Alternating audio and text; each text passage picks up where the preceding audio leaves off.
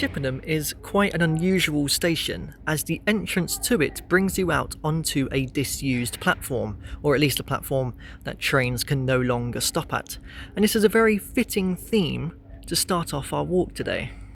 There was once a 5-mile branch line between Chippenham and Calne that opened in 1863, as the town of Calne felt like they were missing out from the Great Western Main Line that had started serving Chippenham a few years prior. It had initially operated as part of a private company, but was merged into the Great Western Railway network in 1892. However, with falling passenger numbers and an increase in car traffic, the line declined and was closed as part of the beaching cut in 1965, with the track bed being lifted 2 years later.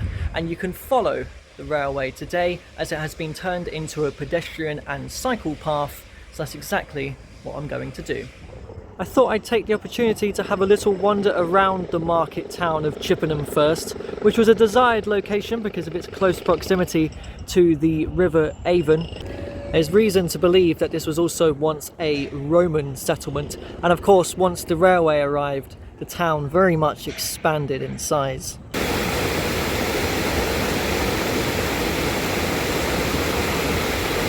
Okay, so I know this doesn't look like the town, but I was surprised to find just how quickly you can get out into rural settings here at Chippenham. So I'm just going to cross over this field, take a left and loop back round into the town. I've even managed to come across a pillbox here in the meadows. We do love a good pillbox on the channel. This one's very sunken down into the ground, and again, close proximity to the River Avon, so it's a tactical location. Let's duck our heads and have a little look in. Oh wow, it is very, very dark, apart from that one sliver of light.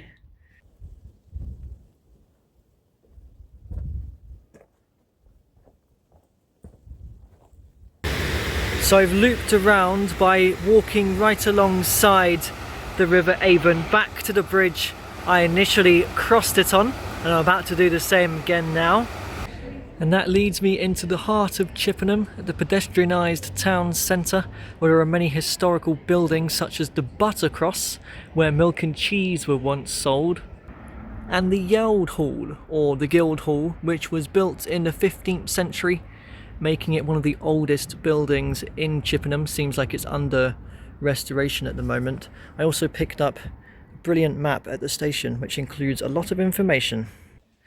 And seeing as the River Avon meanders its way around the town of Chippenham, I've got another section of it to walk up beside now to loop back around to the station. So the station is just up there behind me. If I wasn't about to do an old railway walk and I was instead visiting stations for the day, this would have been a very good time to have spent some time here if I had time to kill. But let's actually go and do what I set out for today now and find the Calne branch line that would have split off from the main line. So the Great Western Main Line is right there behind those trees. So this is where the branch to Calne would have split off from. So if I just pass through here onto this pathway, I should be on this for about 5 miles or so, all the way to Calne. We already have our first indication that we are now on an old railway line. A fantastic bridge here that looks like it's only wide enough for one track, which I assumed the branch line would have been, considering how small it is. I even get one last view of the River Avon from the old railway. Oh, I can also spot another pillbox tucked down there. I'm on a bridge which is clearly a much newer one. The railway wouldn't have taken this. I do wonder whether this bridge was ripped up as soon as the railway closed. What's the point of this bit down here? I thought it might be a way down so you can walk along the river, but it's a dead end.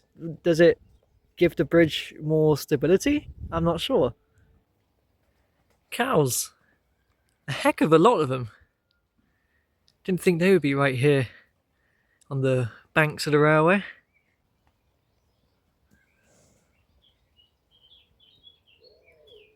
As nice as it is to do a simple linear walk along an old railway line, sometimes you don't get to see a whole lot, especially if you're down in an embankment. But I've been quite surprised with the rural views we've been getting so far today. I can almost imagine a tiny little train chugging along out in the countryside.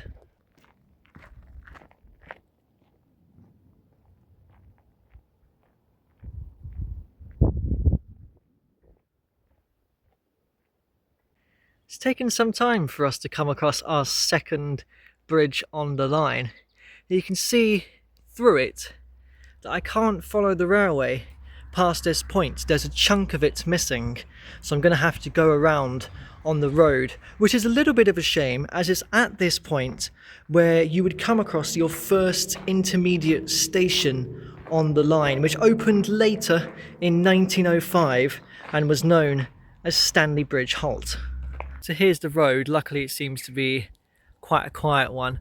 I did also mention that this is a cycle path and it is part of the National Cycle Network. 2.5 miles back to Chippenham, 3.5 miles to Calne. It says it's Cycle Network 4 there, but this sign says it's Route 403. Well, that was a very peaceful road to walk down, but I found the alignment of the railway again. It's interesting to see that apparently we made it 1/2 mile from Chippenham, but we've only made it 1/4 mile to Calne. And quite quickly I've come across bridge number 3. I don't have to come off the railway at this one there. Bridge 4 ahead of me now. I've been counting bridges I've been going under, but not ones I've been going over. Wow, this is an extravagant bridge. I thought it would be another one I'd be heading under and it would be bridge number 5, but I guess not. This is the first kind of major road we've crossed over on the railway walk. And it's over on the other side of the bridge where you come across what is probably the highlight of the line. The original intermediate station where a little bit of the platform still remains.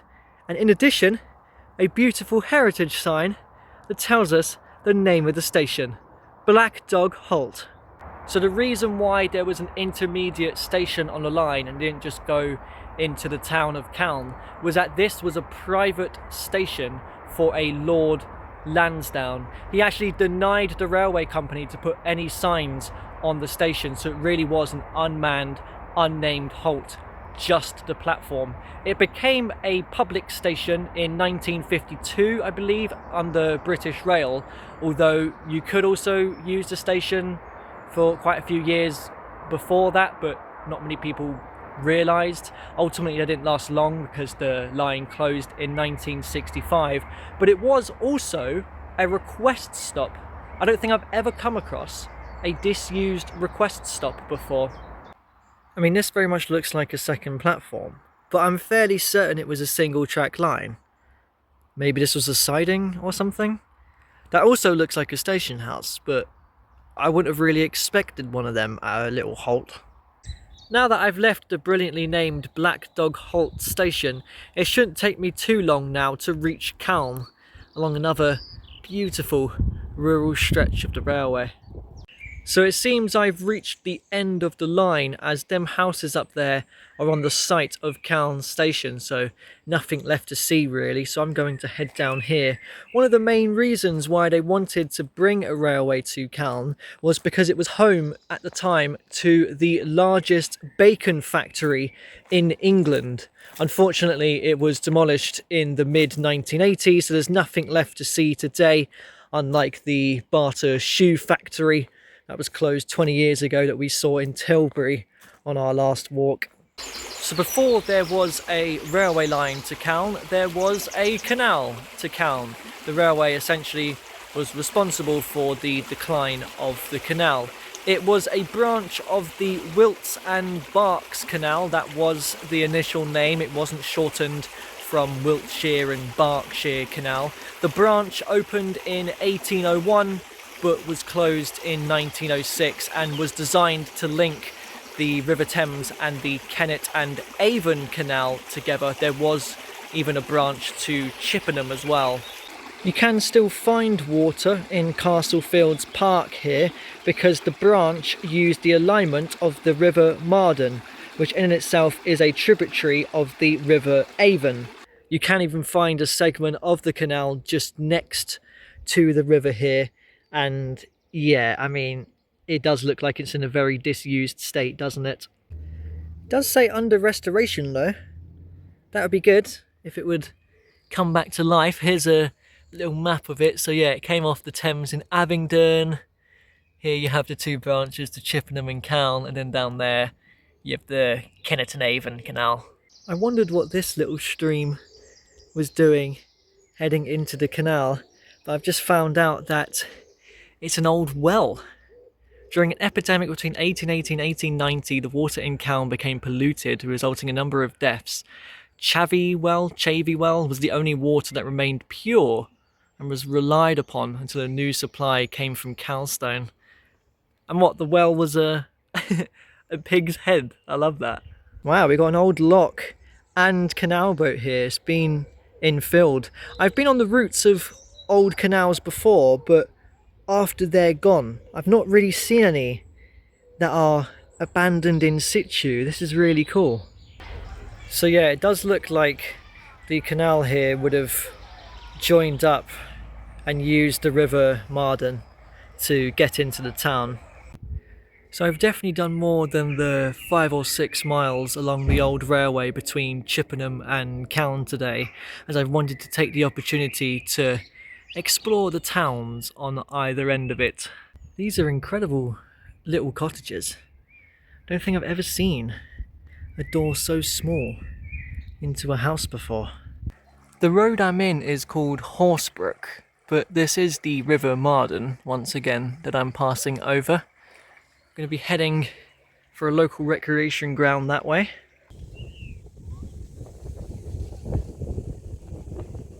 And once through the park, a tributary of the River Marden, known as the Arbet Brook, is going to take me back into the town. I've essentially just done the same thing as I did in Chippenham, a little looped explore.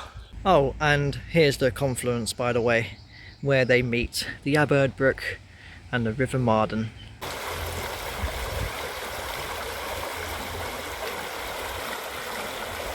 So I've made it back into the heart of Calne at the end of the former canal, and because there's no railways here anymore, that means I'm going to have to find my way home through some other means. I'm sure that bus stop will suffice. So I could catch a 55 numbered bus back to Chippenham, but because of the bus cap, it would be the same price no matter where I go. So I thought I would take it in the other direction towards Swindon, because I'll get a longer journey. I'll get to see more parts of the country around here, such as Royal Wootton Basset that the bus passes through, and also I get to tick off Swindon station, and that's my bus. It's going to go up and swing around the roundabout and come and pick me up. I did that just in time. If you're reading this now, odds are I've already left town. I get a single to Swindon, basically. A few cities in between the new skyline where I'm looking down. A few empties on the floor and a note on the door of your house. And this silence reminds me of what's left behind me for now. There's a broken down car parked outside the barn up the road, and a weather vane hanging all crooked from the rain and the snow.